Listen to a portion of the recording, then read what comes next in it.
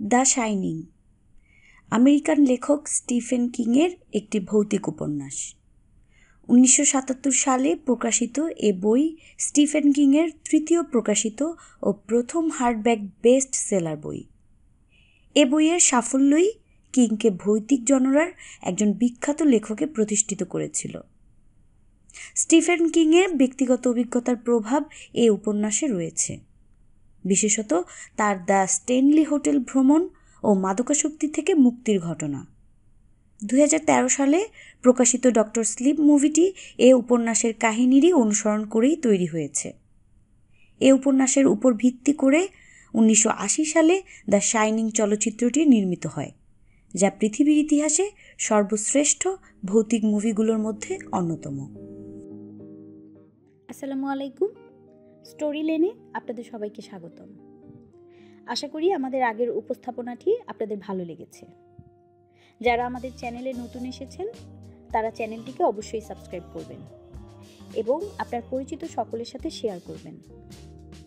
আর আমাদের ভিডিওটি ভালো লেগে থাকলে ভিডিওটিতে লাইক করতে ভুলবেন না এবং আপনাদের মূল্যবান মতামত আমাদের কমেন্ট সেকশনে জানাবেন। এছাড়াও আপনারা চাইলে আপনাদের আশেপাশে ঘটে যাওয়া সত্য ভৌতিক ঘটনা অথবা আপনাদের নিজেদের লেখা হরর, মিস্ট্রি, থ্রিলার অথবা যে কোনো জনরার ঘটনা আমাদের লিখে পাঠাতে পারেন। আমরা সেটি আমাদের চ্যানেলের মাধ্যমে এপিসোড আকারে প্রকাশ করব। আমাদের ঘটনা পাঠানোর জন্য ইমেল অ্যাড্রেস আমাদের ডেসক্রিপশন বক্সে দেয়া থাকবে। ধন্যবাদ। আজকে আপনারা শুনবেন দ্য শাইনিং উপন্যাসটির প্রথম পর্ব, হারামজাদা মাতব্বর। জ্যাক টরেন্স মনে মনে বলল, অ্যালম্যান লম্বায় প্রায় 5 ফিট 5 ইঞ্চি, তবে সে হাঁটলে তাকে হাস্যকর রকমের খাটো আর মোটা দেখায়।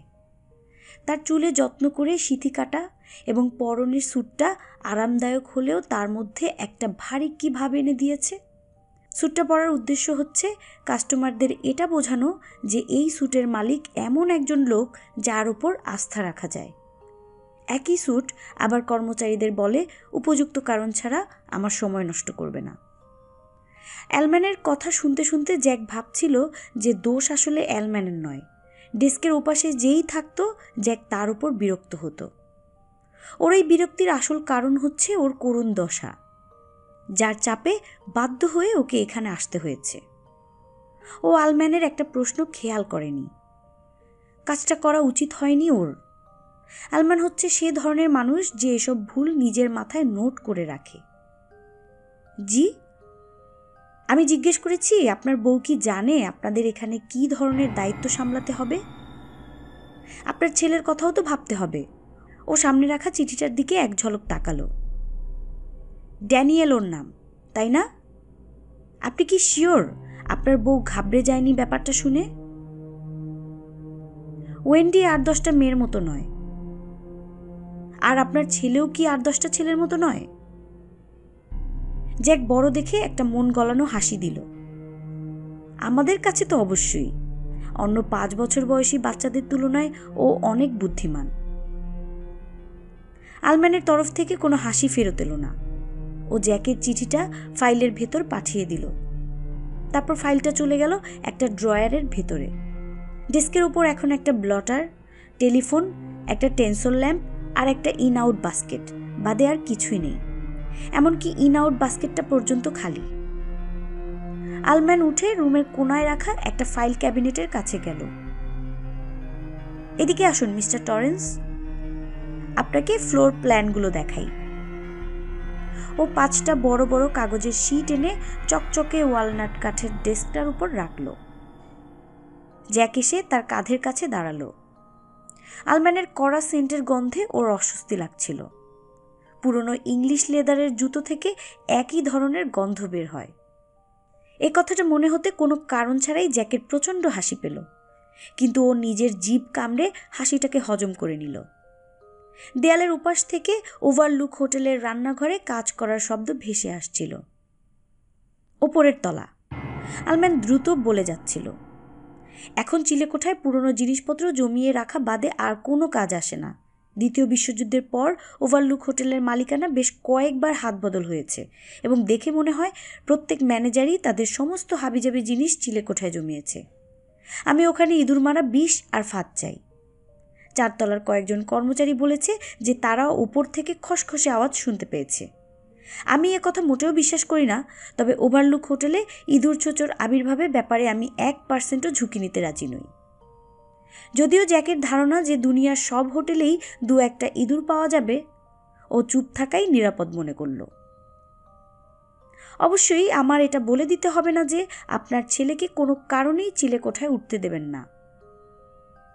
না, জ্যাক আবার ওর মন গলানো হাসিটা হাসল।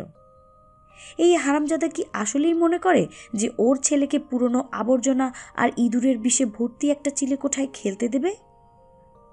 আলম্যান চিলেকোঠার ফ্লোর প্ল্যানটা সরিয়ে অন্য কাগজগুলো নিচে রাখল। ওভারলুকে 110 জন অতিথি থাকার মতো রুম আছে। ও লেকচার দেবার ভঙ্গিতে বলল, তাদের মধ্যে 30টা সুইট এখানে 4 তলায়, 10টা হচ্ছে পশ্চিম উইংয়ে, 10টা মাঝখানে, আর আরও 10টা হচ্ছে পূর্ব উইংয়ে। সবগুলো থেকেই অসাধারণ ভিউ পাওয়া যায়। আমার সাথে তোমার সেলসম্যানগিরি করতে হবে না। মনে মনে বললেও জ্যাক নিজের মুখ বন্ধ রাখল। ওর চাকরিটা দরকার। আলম্যান 4 তলার প্ল্যানটাকেও নিচে চালান করে দিল আর 3 তলাকে সামনে নিয়ে এলো। 40টা রুম, আলম্যান বলল। 30টা ডাবল আর 10টা সিঙ্গেল। আর দোতলায় 2 ধরনের 20টা করে, প্লাস প্রত্যেক তলাতেই 3টা করে লিনেন ক্লজেট আছে। আর স্টোর রুম দুটোর মধ্যে একটা হচ্ছে দোতলার একদম পূর্ব দিকে আর অন্যটা হচ্ছে 3 তলার একদম পশ্চিম দিকে। আর কিছু জানতে চান? জ্যাক মাথা নাড়ল। আলম্যান দোতলা আর 3 তলাকে কাগজের স্তূপের নিচে চালান করে দিল। এটা হচ্ছে লবি লেভেল। এর মাঝখানে হচ্ছে রেজিস্ট্রেশন ডেস্ক, তার পেছনে রয়েছে অফিসগুলো। ডেস্কে ঘিরে লবিটা প্রায় 80 ফিট জায়গা জুড়ে ছড়িয়ে রয়েছে। এর পশ্চিম উইংয়ে হচ্ছে ওভারলুক ডাইনিং রুম আর কলোরাডো লাউঞ্জ, আর পূর্ব উইংয়ে হচ্ছে ব্যাঙ্কোয়েট হল এবং বলরুম। কোনো প্রশ্ন? শুধু বেসমেন্টের ব্যাপারে, জ্যাক বলল। শীতের মৌসুমের কেয়ারটেকারের জন্য ওটাই সবথেকে জরুরি লেভেল। যা কিছু ঘটার ওখানেই ঘটে। ওয়াটসন আপনাকে ওখানের সব কিছু দেখিয়ে দেবে। বেসমেন্টের ফ্লোর প্ল্যান বয়লার রুমের দেয়ালে টাঙানো আছে। আলম্যান ভ্রু কুচকালো, যেন দেখাবার জন্য যে সে একজন ম্যানেজার। বয়লার রুম আর বেসমেন্ট নিয়ে তার মাথা ঘামাবার সময় নেই। ওখানেও কয়েকটা ইঁদুর ধরার ফাঁদ দিয়ে দিলে খারাপ হয় না। 1 মিনিট। ও নিজের পকেট থেকে একটা প্যাড বের করে খসখস শব্দ তুলে কি যেন লিখে নিল। তারপর ছিঁড়ে কাগজটাকে ফেলল ইন আউট বাস্কেটের আউট অংশে। ওখানে আর কিছু না থাকায় কাগজের টুকরোটাকে একলা একলা দেখাচ্ছিল। তারপর আলম্যান ম্যাজিকের মতো প্যাডটাকে এত দ্রুত স্যুটের পকেটে ফেরত পাঠিয়ে দিল যে জ্যাকের সেটা চোখেই পড়ল না। চিচিং ফাক জ্যাকি। ওরা আবার প্রথমের জায়গায় ফিরে গেল। অ্যালম্যান ডেস্কের পেছনে আর জ্যাক ডেস্কের সামনে। বিচারক আর আসামি, অনিচ্ছুক দয়াদাতা এবং দয়া প্রার্থী। আলম্যান নিজের পরিপাটি হাত দুটো ডেস্কের ব্লটারের উপর রেখে জ্যাকের দিকে সরাসরি তাকালো। একজন ছোটোখাটো মাথার চুল কমে আসা লোক, পরনে তার একখানা ব্যাংকার স্যুট আর ধূসর টাই। তার বুকের একপাশে লাগানো ফুলটাকে যেন ব্যালেন্স করবার জন্যে অন্য পাশে একটা ছোট ল্যাপেল পিন লাগানো। পিনটায় ছোট্ট সোনালি অক্ষরে লেখা কর্মচারী। আমি আপনার সাথে খোলাখুলিভাবে কথা বলতে চাই মিস্টার টরেন্স। মিস্টার অ্যালবার্ট শকলি একজন ক্ষমতাবান মানুষ এবং উনি ওভারলুক হোটেলের মালিকদের মধ্যে একজন, যার নির্মাণের পর এই প্রথমবার লাভ দেখাতে সক্ষম হয়েছে। যদিও মিস্টার শকলি ওভারলুকের বোর্ড অফ ডাইরেক্টরসে আছেন, তিনি হোটেলের ব্যাপারে তেমন কিছু জানেন না এবং এ কথাটা উনি নিজেও স্বীকার করবেন। কিন্তু উনি কেয়ারটেকিংয়ের ব্যাপারটায় নিজের সিদ্ধান্ত জানিয়ে দিয়েছেন। উনি চান যে আপনাকে হায়ার করা হোক। আমি তাই করব, তবে জেনে রাখুন যে এ ব্যাপারে আমার কিছু করার থাকলে হয়তো আমি তা হতে দিতাম না। জ্যাকের কোলের ওপর রাখা হাতগুলো মুষ্টিবদ্ধ হয়ে গেল। ওর হাত ঘামতে শুরু করছে। মাতব্বর কোথাকার, মাতব্বর। আপনি হয়তো আমাকে এই মুহূর্তে পছন্দ করছেন না মিস্টার টরেন্স, হারামজাদা মাতব্বর, কিন্তু সত্যি বলতে আমার তা নিয়ে বিশেষ মাথা ব্যথা নেই। আপনি আমার ব্যাপারে কি মনে করেন না করেন তার সাথে আমার আপনাকে এই চাকরির জন্য অনুপযুক্ত মনে করার কোনো সম্পর্ক নেই। প্রতি বছর 15ই মে থেকে 30শে সেপ্টেম্বর ওভারলুক 110 জন কর্মচারী হায়ার করে। ধরে নিতে পারেন প্রত্যেক রুমের জন্য একজন করে। তাদের মধ্যে অনেকেই আমাকে পছন্দ করে না, আর তারা কেউ কেউ বলে যে আমি একটা হারামি। ওরা আমাকে চিনতে ভুল করেছে তা বলবো না। হোটেলটাকে ঠিকভাবে চালাবার জন্য আমাকে মাঝে মাঝে হারামিপনা করতে হয়। আলম্যান জ্যাকের দিকে তাকালো, ও কিছু বলে কিনা দেখবার জন্য। জ্যাক ওর সবগুলো দাঁত বের করে একটা কৃতার্থ হাসি দিল। অ্যালম্যান বলল, ওভারলুক হোটেল বানাতে সময় লেগেছে 1907 থেকে 1909 সাল পর্যন্ত। হোটেল থেকে সবচেয়ে কাছের শহরের নাম হচ্ছে সাইড ওয়ান্ডার। শহরটা এখান থেকে 40 মাইলের মতো পূর্ব দিকে। শহরে যাবার রাস্তা অক্টোবরের শেষের দিক থেকে এপ্রিল পর্যন্ত বন্ধ থাকে প্রচণ্ড তুষারপাতের কারণে। হোটেলটা রবার্ট টাউনলি ওয়াটসন নামে এক লোক বানিয়েছে, যিনি আমাদের বর্তমান মেইনটেনেন্স ম্যানের সম্পর্কে দাদা হতেন।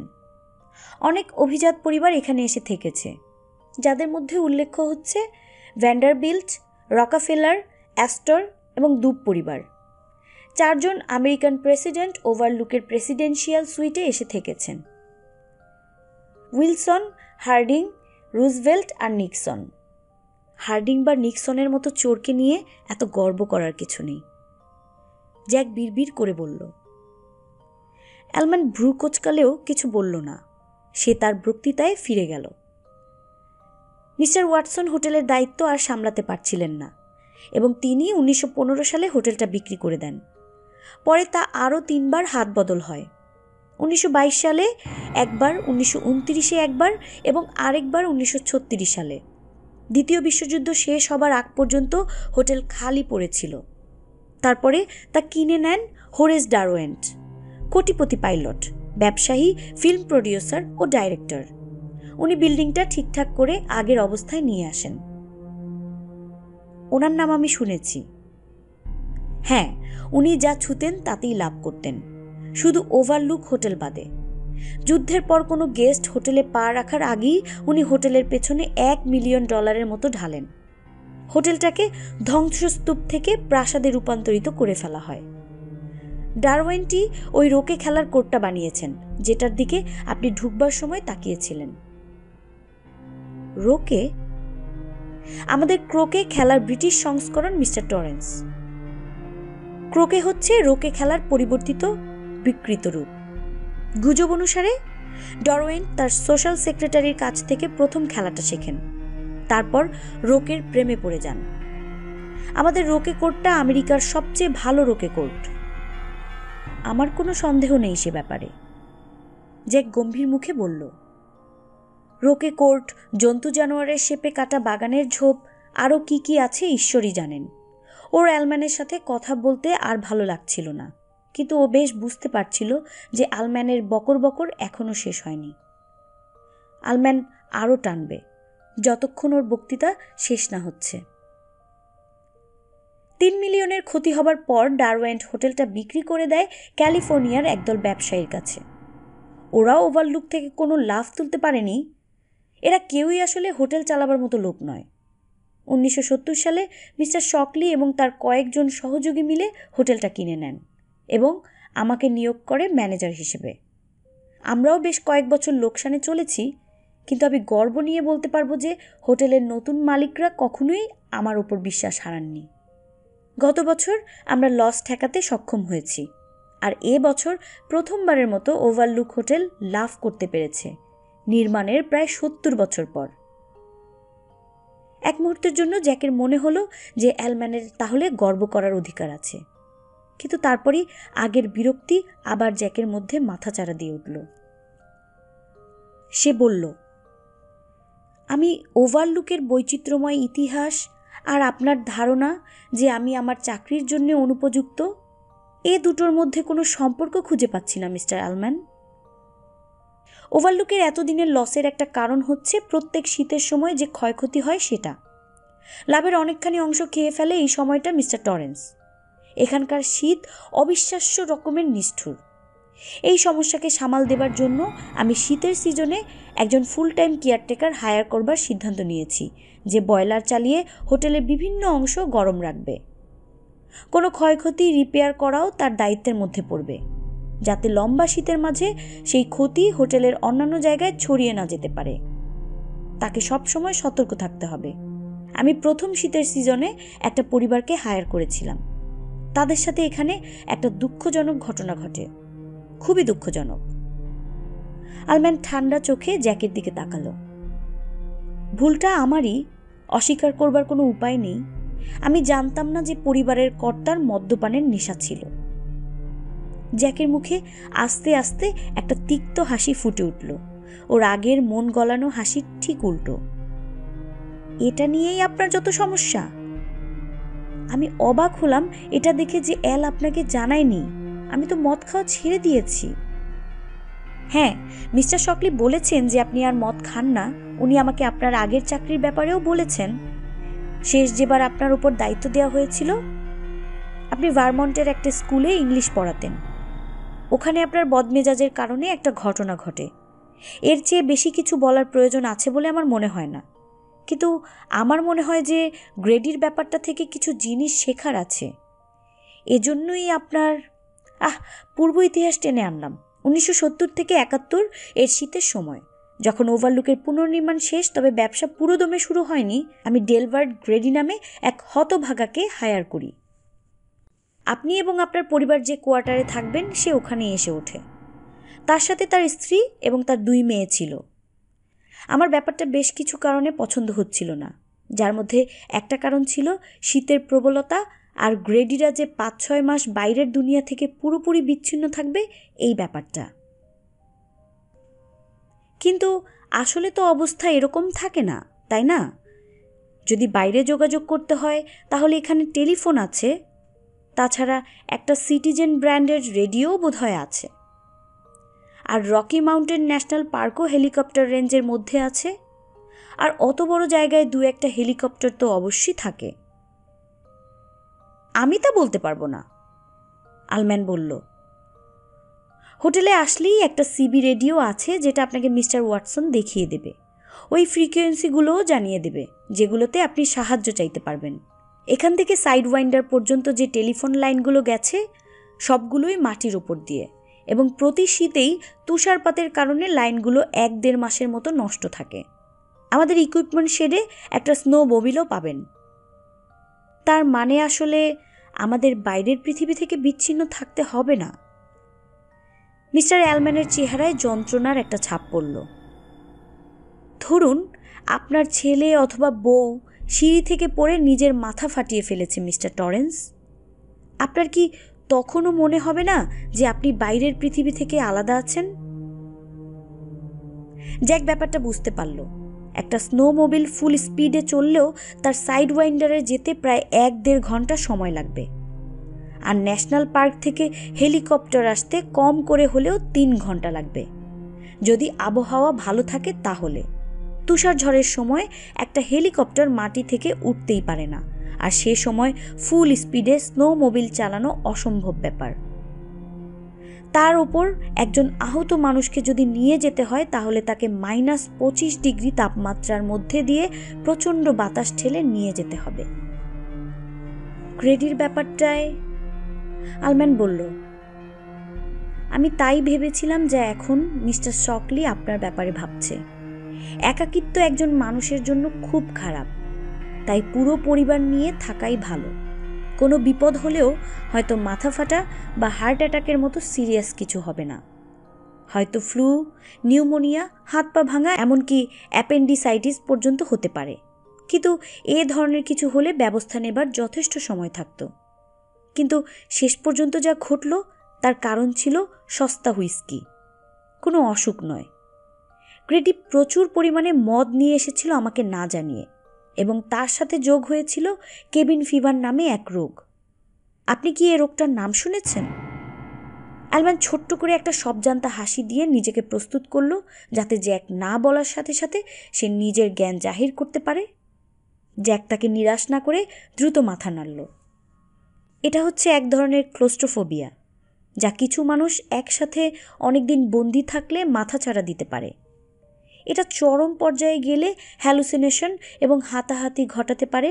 রান্না, পুড়ে যাওয়া বা প্লেট ধোয়ার মতো ছোটোখাটো জিনিস নিয়ে খুনোখুনির ঘটনাও বিরল নয়। আলম্যানের মুখ গম্ভীর হয়ে গিয়েছে, যা দেখে জ্যাক ভেতরে ভেতরে খুশি হলো। ও সিদ্ধান্ত নিল ও আলম্যানকে আরেকটু খোঁচাবে, তবে মনে মনে ওয়েন্ডিকে কথা দিল যে ও বসকে রাগিয়ে তুলবে না। আমি একমত, ভুলটা বোধহয় আপনারই ছিল। গ্রেডি কি হাতাহাতি পর্যন্ত এসেছিল নাকি? সে তার পুরো পরিবারকে খুন করে মিস্টার টরেন্স, তারপর আত্মহত্যা করে। সে নিজের ছোট মেয়েকে একটা কুড়াল দিয়ে কুপিয়ে মারে, আর বউকে মারে একটা শটগান দিয়ে। পরে সে একই শটগান দিয়ে নিজের মাথায় গুলি করে। তার পা ভেঙে গিয়েছিল। নিশ্চয়ই এত মাতাল ছিল যে সিঁড়ি দিয়ে নামার সময় হোঁচট খেয়ে পড়ে যায়। আলম্যান নিজের হাত দুপাশে ছড়িয়ে জ্যাকের দিকে দাম্ভিকভাবে তাকালো। ও কি শিক্ষিত ছিল? হাই স্কুল শেষ করেছে? না, তা সে করেনি। আলম্যান একটু শক্ত সুরে বলল, আমি ভেবেছিলাম যে অতিরিক্ত কল্পনাপ্রবণ নয় এমন একজন লোককে একাকিত্ব সহজে কাবু করতে পারবে না। ওখানেই আপনার ভুলটা, জ্যাক বলল। একজন মূর্খ মানুষের কেবিন ফিভারে ভোগার সম্ভাবনা বেশি, ঠিক যেমন তার জুয়া খেলার সময় হাতাহাতিতে জড়িয়ে পড়বার বা ছিনতাই করবার সম্ভাবনা বেশি। সে দ্রুত বোর হয়ে যায়। তুষারপাত হবার পর হোটেল থেকে বের হবার সুযোগ না থাকলে তার টিভি দেখা আর নিজের সাথে তাস খেলা বাদে আর কিছুই করার থাকে না। কিছু করার থাকে না নিজের বউয়ের সাথে চেঁচামেচি করা, বাচ্চাদের বকাবকি করা আর মদ খাওয়া বাদে। সব কিছু নিস্তব্ধ থাকে বলে রাতে তার সহজে ঘুম আসে না। তাই সে প্রতি রাতে মদ খেয়ে ঘুমাতে যায় আর সকালে ওঠে তীব্র মাথা ব্যথা নিয়ে। সে বদমেজাজি হয়ে যায়। হয়তো এর মধ্যে একদিন টেলিফোন বা টিভির অ্যান্টেনা নষ্ট হয়ে গিয়েছে, আর সারাদিন তার মদ খাওয়া ছাড়া আর কোনো কাজ থাকে না। তার মেজাজ এতে আরও খিচড়ে যেতে থাকে, আর শেষে বুম। আর ওখানে আপনার মতো শিক্ষিত লোক থাকলে কি হতো? আমি আর আমার স্ত্রী দুজনই বই পড়তে ভালোবাসি, আর মিস্টার শকলি খুব সম্ভবত আপনাকে বলেছে যে আমি একটা নাটক লিখবার চেষ্টা করছি। ড্যানির জন্যে আছে ওর ধাঁধার বই, ওর রং করবার খাতা আর ওর ক্রিস্টাল রেডিও। আমি ওকে এর মধ্যে পড়তে আর বরফের ওপর হাঁটতে শেখাতে চাই। ওয়েন্ডিও তা শিখতে চেয়েছিল আমার কাছে। হ্যাঁ, আমার মনে হয় যে টিভি নষ্ট হয়ে গেলেও নিজেদের ব্যস্ত রাখতে আমাদের সমস্যা হবে না। ও একটু থামল। আর অ্যাল আপনাকে সত্যি কথাই বলেছে, আমি এখন আর মদ খাই না। একসময় খেতাম, আর আস্তে আস্তে তা অভ্যাসে বদলে গিয়েছিল। কিন্তু গত 14 মাসে আমি 1 গ্লাস বিয়ার পর্যন্ত ছুঁইনি। আমার এখানে অ্যালকোহল নিয়ে আসার কোনো রকম ইচ্ছা নেই, আর তুষারপাত শুরু হবার পর আমি চাইলেও মদ জোগাড় করতে পারবো না। তা আপনি ঠিকই বলেছেন, আলম্যান বলল। কিন্তু যত বেশি মানুষ এখানে থাকবে, ঝামেলা হবার সম্ভাবনা তত বেশি। আমি মিস্টার শকলিকে সেটা বলেছি, আর উনি বলেছেন যে উনি সেটার দায়িত্ব নিচ্ছেন। এখন আমি আপনাকে বলছি, আর আপনার কথা শুনে মনে হচ্ছে আপনিও দায়িত্বটা সামলাতে প্রস্তুত আছেন। জি, আমি প্রস্তুত। বেশ, আমার এটা মেনে নেওয়া ছাড়া কোনো উপায় নেই। কিন্তু আমার এখনও মনে হচ্ছে যে পিছুটান ছাড়া কোনো কলেজের ছাত্র এই চাকরিটা নিলে ভালো হতো। যাই হোক, আশা করি আপনি সব কিছু ঠিকভাবে সামলাতে পারবেন। এখন আমি আপনাকে মিস্টার ওয়াটসনের কাছে নিয়ে যাচ্ছি, যে আপনাকে বেসমেন্ট আর হোটেলের আশেপাশে ঘুরিয়ে দেখাবে। আপনার কি আর কোনো প্রশ্ন আছে? না, নেই। আলম্যান উঠে দাঁড়ালো। আশা করি আপনি রাগ করছেন না মিস্টার টরেন্স। আপনাকে আমি যা বলেছি তা পার্সোনালি নেবেন না। তাই করতে চাই যা ওভারলুকের জন্য ভালো। এটা একটা চমৎকার হোটেল, আমি চাই এটা তেমনই থাকুক। না না, রাগ করবার প্রশ্নই ওঠে না। জ্যাক আবার ওর হাসিটা হাসল, কিন্তু আলম্যান হ্যান্ডশেক করবার জন্য হাত বাড়ালো না দেখে ও মনে মনে স্বস্তির নিঃশ্বাস ফেলল। অবশ্যই ও রাগ করেছে, রাগ না করার কোনো কারণ নেই। এই ছিল আমাদের আজকের গল্প। আমাদের উপস্থাপনা ভালো লেগে থাকলে আমাদের এই ভিডিওটি লাইক করবেন, কমেন্টে আপনাদের মতামত জানাবেন এবং পৃথিবী বিখ্যাত সব লেখকদের সাড়া জাগানো রহস্যময় অথবা ভৌতিক উপন্যাস শুনতে চাইলে আমাদের চ্যানেলটি অবশ্যই সাবস্ক্রাইব করবেন। এছাড়াও আপনারা চাইলে আপনাদের লেখা যে কোনো ছোট গল্প অথবা আপনাদের আশেপাশে ঘটে যাওয়া ভৌতিক ঘটনা আমাদের লিখে ইমেলের মাধ্যমে পাঠাতে পারেন। আমাদের ইমেল করার ঠিকানা আমাদের এই ভিডিওর ডেসক্রিপশন বক্সে দেয়া থাকবে। আজকের মতো এই পর্যন্তই। আবার দেখা হবে নতুন একটি ভিডিওতে। ধন্যবাদ।